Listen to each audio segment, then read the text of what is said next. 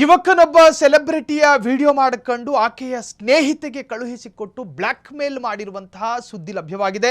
Video ಮಾಡಿದ್ದು ನಟಿಯದ್ದು, ಆದರೆ ಆ ವಿಡಿಯೋವನ್ನು ಕಳುಹಿಸಿಕೊಟ್ಟಿದ್ದು ಮಾತ್ರ ಆಕೆಯ ಸ್ನೇಹಿತೆಗೆ.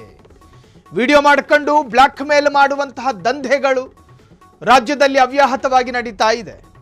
ವಿಡಿಯೋ ಮಾಡಿದ್ದು ನಟಿಯದ್ದು, ಆದರೆ ಕಳುಹಿಸಿಕೊಟ್ಟಿದ್ದು ಮಾತ್ರ ಆಕೆಯ ಸ್ನೇಹಿತೆಗೆ. ಹಣ ಕೊಡು, ಇಲ್ಲ ಅಂದ್ರೆ ವೈರಲ್ ಮಾಡ್ತೀನಿ ಎಂದು ಥ್ರೆಟ್ಟು, ಬೆದರಿಕೆ. ನಟಿ ಮತ್ತು ರಿಯಾಲಿಟಿ ಶೋ ಸ್ಪರ್ಧಿಯ ಖಾಸಗಿ ವಿಡಿಯೋ ಲೀಕ್ ಭೀತಿ. ಕೋರಮಂಗಲ ಸ್ಟೇಡಿಯಂ ವಾಶ್ರೂಮ್ನಲ್ಲಿ ನಡೆದ ಕರಾಳ ಕೃತ್ಯ ಇದು. ನಟಿಯ ಅರಿವಿಲ್ಲದಂತೆ ವಿಡಿಯೋ ರೆಕಾರ್ಡ್ ಮಾಡಿ ಫೋಟೋ ಕ್ಲಿಕ್ಕಿಸಿದ ಕಿರಾತಕ. ನಟಿಗೆ ಕಳುಹಿಸುವ ಬದಲು ಆಕೆಯ ಆಪ್ತ ಸ್ನೇಹಿತೆಗೆ ವಿಡಿಯೋ ರವಾನೆ ಮಾಡಿದ್ದಾನೆ. swan.370472 ಇನ್ಸ್ಟಾ ಖಾತೆಯಿಂದ ಈ ತರಹದೊಂದು ವಿಡಿಯೋ ಹೋಗಿದೆ. ಸಾಕ್ಷ್ಯ ಸಮೇತ ಸೈಬರ್ ಕ್ರೈಮ್ ಪೊಲೀಸರಿಗೆ ದೂರು ನೀಡಿದ ಸಂತ್ರಸ್ತೆ ಪ್ರಕರಣ ದಾಖಲಿಸಿಕೊಂಡು ಆರೋಪಿಯ ಪತ್ತೆಗಾಗಿ ಪೊಲೀಸರು ಹುಡುಕಾಟ ಪ್ರಾರಂಭ ಮಾಡಿದ್ದಾರೆ. ಹಣ ಮಾಡೋದಕ್ಕೆ ನಾನಾ ತರಹದ ಮಾರ್ಗಗಳನ್ನು ಹುಡುಕ್ತಾ ಇರುವಂತಹ ಕೆಲವೊಂದು ದುರುಳರು, ಕೆಲಸ ಇಲ್ದಲೇ ಇರೋರು.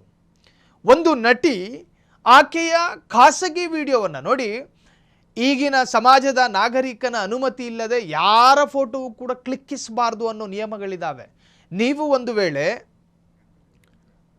ನೀವು ಒಂದು ವೇಳೆ ಒಬ್ಬನ ಫೋಟೋವನ್ನು ತೆಗೆದು ನಿಮ್ಮ ಸೋಷಿಯಲ್ ಮೀಡಿಯಾದಲ್ಲಿ ಅಪ್ಲೋಡ್ ಮಾಡಬೇಕು ಅಂದರೆ ಆತನ ಸಹಮತ ಬೇಕು. ಆತ ಒಪ್ಪಿದ್ರೆ ಮಾತ್ರ, ಆತನ ಅನುಮತಿ ಇದ್ದರೆ ಮಾತ್ರ ಆತನ ಭಾವಚಿತ್ರವನ್ನು ನಿಮ್ಮ ಸೋಷಿಯಲ್ ಮೀಡಿಯಾದ ವಾಲ್ಗಳಲ್ಲಿ ಬಳಸ್ಕೋಬಹುದು. ಈ ಕಥೆಯಲ್ಲಿ ಏನಾಗಿದೆ ಅಂದರೆ, ಈ ಸ್ಟೋರಿಯಲ್ಲಿ ಒಂದು ನಟಿಯ ಖಾಸಗಿ ವಿಡಿಯೋವನ್ನು ಸಾರ್ವಜನಿಕ ಶೌಚಾಲಯನೋ ಅಥವಾ ಯಾವುದೋ ಒಂದು ಸಂದರ್ಭದಲ್ಲಿ ಶೌಚಾಲಯಕ್ಕೆ ಹೋದಂತಹ ಸಂದರ್ಭ, ಆ ಹೆಣ್ಣು ಮಗಳ ಪ್ರೈವೇಟ್ ವಿಡಿಯೋವನ್ನು ರೆಕಾರ್ಡ್ ಮಾಡ್ಕೋತಾನೆ. ವೆರಿ ಪ್ಲ್ಯಾಂಡ್ ಆಗಿ ರೆಕಾರ್ಡ್ ಮಾಡಿದ ನಂತರ ತನ್ನ ಮೊಬೈಲ್ನಲ್ಲಿ ಆ ವಿಡಿಯೋ ವಶವಾದ ನಂತರ ಆ ವಿಡಿಯೋವನ್ನು ಈಕೆಯ ಸ್ನೇಹಿತೆ ಕಳುಹಿಸಿಕೊಡ್ತಾನೆ. ಆತನಿಗೂ ಗೊತ್ತಿತ್ತು ಈಕೆಯ ಸ್ನೇಹಿತೆಗೆ ಕಳುಹಿಸಿಕೊಟ್ರೆ ಮಾತ್ರ ಇದರಲ್ಲಿ ಏನೋ ವರ್ಕೌಟ್ ಆಗೋದು ಅಂತ. ಆಕೆಯ ಬೆತ್ತಲೆ ಫೋಟೋ ಮತ್ತು ಅದಕ್ಕೆ ಸಂಬಂಧಪಟ್ಟ ಒಂದಷ್ಟು ತುಣುಕುಗಳು. ಆ ವಿಡಿಯೋವನ್ನು ಕಂಡಂತಹ ಆಕೆ ಎಚ್ಚೆತ್ತುಕೊಳ್ತಾಳೆ. ಇದರಿಂದ ಭಯಕ್ಕೊಳಗಾಗೋದಿಲ್ಲ, ಆತಂಕಕ್ಕೂ ಒಳಗಾಗೋದಿಲ್ಲ. ಇನ್ನು ಆ ವಿಡಿಯೋ ಕಳುಹಿಸಿಕೊಟ್ಟು ಈ ದುರುಳನ ಒಂದು ಡಿಮ್ಯಾಂಡ್ ಇತ್ತು. ಒಂದು ವೇಳೆ ನಾನು ಕೇಳಿದ ಹಣವನ್ನು ನೀವು ಕೊಡದೇ ಇದ್ದರೆ ಈ ವಿಡಿಯೋನ ಲೀಕ್ ಮಾಡ್ತೀನಿ, ಎಲ್ರಿಗೂ ಕಳುಹಿಸ್ಕೊಡ್ತೀನಿ, ಪಬ್ಲಿಕ್ ಡೊಮೈನ್ನಲ್ಲಿ ಸಿಗೋ ಥರ ಮಾಡ್ತೀನಿ. ಆದರೆ ಆ ಹೆಣ್ಣುಮಗಳು ಭಯಪಡಲಿಲ್ಲ. ತಕ್ಷಣವೇ ಇನ್ಸ್ಟೆಂಟಾಗಿ ಸ್ಥಳೀಯ ಠಾಣೆಗೆ ಹೋದ್ಲು, ಸೈಬರ್ ಕ್ರೈಮ್ ಪೊಲೀಸ್ ಠಾಣೆಗೆ ದೂರು ದಾಖಲು ಮಾಡಿದರು. ನಿಮಗೂ ಕೂಡ ಯಾರಾದರೂ ಈ ತರಹದ್ದೇ ಭಯಪಡಿಸುವ ಪ್ರಯತ್ನಗಳಾಗ್ತಾ ಇದ್ದರೆ, ಕರ್ನಾಟಕದ ಹೆಣ್ಣು ಮಕ್ಕಳಿಗೆ ಅಥವಾ ಯಾರಿಗೇ ಆಗಿರಲಿ, ಯಾರೋ ಒಬ್ಬರು ನಿಮ್ಮ ಖಾಸಗಿ ವಿಡಿಯೋಗಳನ್ನು, ಫೋಟೋಗಳನ್ನು ಇಟ್ಟುಕೊಂಡು ನಿಮ್ಮನ್ನು ಬ್ಲ್ಯಾಕ್ ಮೇಲ್ ಮಾಡ್ತಾ ಇದ್ದರೆ ತಕ್ಷಣ ನೀವು ಮಾಡಬೇಕಾಗಿರೋ ಕೆಲಸನೂ ಇದೆ. ಯಾರಿಗೂ ಭಯಪಡಬೇಡಿ. ಯಾರೋ ಒಬ್ಬ ವಿಡಿಯೋ ಕಳುಹಿಸಿಕೊಟ್ಟಿದ್ದಾನೆ, ನಾಳೆ ದಿನ ಅದನ್ನು ಸೋಷಿಯಲ್ ಮೀಡಿಯಾದಲ್ಲಿ ವೈರಲ್ ಮಾಡ್ತಾನೆ ಅಂತೇಳಿ ನಿಮ್ಮನ್ನು ಥ್ರೆಟ್ ಮಾಡಿದ್ರೆ ಸ್ಥಳೀಯ ಸೈಬರ್ ಠಾಣೆಗೆ ಹೋಗಿ ಕೇಸ್ ದಾಖಲು ಮಾಡಿ. ಭಯಪಡೋ ಅವಶ್ಯಕತೆ ಇಲ್ಲ.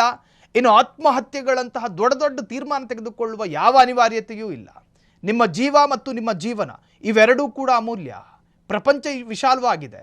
ಆ ದುರುಳನ ವಿರುದ್ಧ ನೀವು ಆ್ಯಕ್ಷನ್ ತೆಗೆದುಕೊಳ್ಬಹುದು. ಕಾನೂನಲ್ಲಿ ಅವಕಾಶ ಇದೆ. ಯಾವುದೋ ತಪ್ಪು ಘಳಿಗೆಯಲ್ಲಿ, ಯಾವುದೋ ದುರ್ಮುಹೂರ್ತದಲ್ಲಿ ನಡೆದು ಹೋದ ಕೆಲ ದುರ್ಬಲ ಸನ್ನಿವೇಶಗಳನ್ನು ತನ್ನ ಕೈಯಲ್ಲಿಟ್ಕೊಂಡು ಅದನ್ನು ನಿಮ್ಮ ಮೇಲೆ ಪ್ರಯೋಗ ಮಾಡಿ ನಿಮ್ಮನ್ನು ವಿಮುಖರನ್ನಾಗಿಸೋ ಪ್ರಯತ್ನಗಳು, ನಿಮ್ಮ ದೌರ್ಬಲ್ಯತೆಗಳನ್ನೇ ಬಂಡವಾಳ ಮಾಡಿಕೊಂಡು ಕೋಟ್ಯಾಂತರ ರೂಪಾಯಿ, ಲಕ್ಷಾಂತರ ರೂಪಾಯಿ ನಿಮ್ಮನ್ನು ಯಾರಾದರೂ ಬ್ಲ್ಯಾಕ್ ಮೇಲ್ ಮಾಡ್ತಾ ಇದ್ದರೆ ಅಂಥವರನ್ನು ಸದೆ ಬಡಿಬೋದು. ಕಾನೂನಿನ ಅವಕಾಶ ಇದೆ. ಭಯಪಡಬೇಡಿ, ಕೆಟ್ಟ ತೀರ್ಮಾನಕ್ಕೂ ಕೂಡ ಒಳಗಾಗಬೇಡಿ.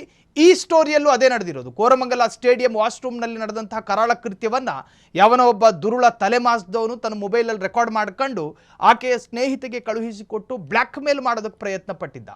ನಿಮಗೆ ಈ ಹಿಂದೆ ನಾವು ಹೇಳದಂತೆ swan.370472 ಅನ್ನೋ ಒಂದು ಇನ್ಸ್ಟಾ ಖಾತೆ, ಅದು ಅಸಲಿ ಖಾತೆನೋ ನಕಲಿ ಖಾತೆನೋ ಪೊಲೀಸರು ಎನ್ಕ್ವೈರಿ ಮಾಡ್ತಿದ್ದಾರೆ. ಇನ್ನು ಸಾಕ್ಷ್ಯ ಸಮೇತ ಸೈಬರ್ ಕ್ರೈಮ್ ಪೊಲೀಸರಿಗೆ ದೂರು ನೀಡಿದಂತಹ ಸಂತ್ರಸ್ತ ನಟಿ, ಆಕೆಯ ಧೈರ್ಯಕ್ಕೆ ನಾವು ಮೆಚ್ಚಲೇಬೇಕು. ಪ್ರಕರಣ ದಾಖಲಿಸಿಕೊಂಡು ಆರೋಪಿಯ ಪತ್ತೆಗಾಗಿ ಈಗಾಗಲೇ ಪೊಲೀಸರು ಕೂಡ ಹುಡುಕಾಟ ಪ್ರಾರಂಭ ಮಾಡಿದ್ದಾರೆ. ಒಟ್ಟಾರೆ ಈ ತರಹದ ನಾನಾ ವರದಿಗಳು ದಿನನಿತ್ಯ ನಡೀತಾ ಇದೆ. ಹೆಣ್ಣು ಮಕ್ಕಳ ದೌರ್ಬಲ್ಯಗಳನ್ನೇ ಬಂಡವಾಳ ಮಾಡಿಕೊಂಡು ಇನ್ನು ಅವರನ್ನು ಭಯಪಡಿಸುವಂತಹ ದೃಷ್ಟಿಯಲ್ಲಿ ಬೇರೆ ಬೇರೆ ತರಹದಲ್ಲಿ ಬ್ಲ್ಯಾಕ್ ಮೇಲ್ ಮಾಡುವಂತಹ ಕೃತ್ಯಗಳು ಕೂಡ ನಡೀತಾ ಇದೆ. ಒಟ್ಟಾರೆ ಪೊಲೀಸರು ತನಿಖೆ ಮಾಡ್ತಾ ಇದ್ದಾರೆ. ಕ್ಷಣ ಕ್ಷಣದ ಸುದ್ದಿಗಳಿಗಾಗಿ ಫ್ರೀಡಂ ಟಿವಿ ಸಬ್ಸ್ಕ್ರೈಬ್ ಮಾಡಿ, ಲೈಕ್ ಮಾಡಿ ಹಾಗೂ ಫಾಲೋ ಮಾಡಿ. ಹೊಸ ಸುದ್ದಿಗಳ ನೋಟಿಫಿಕೇಶನ್ಗಾಗಿ ಬೆಲ್ ಐಕಾನ್ ಮೇಲೆ ಕ್ಲಿಕ್ ಮಾಡಿ.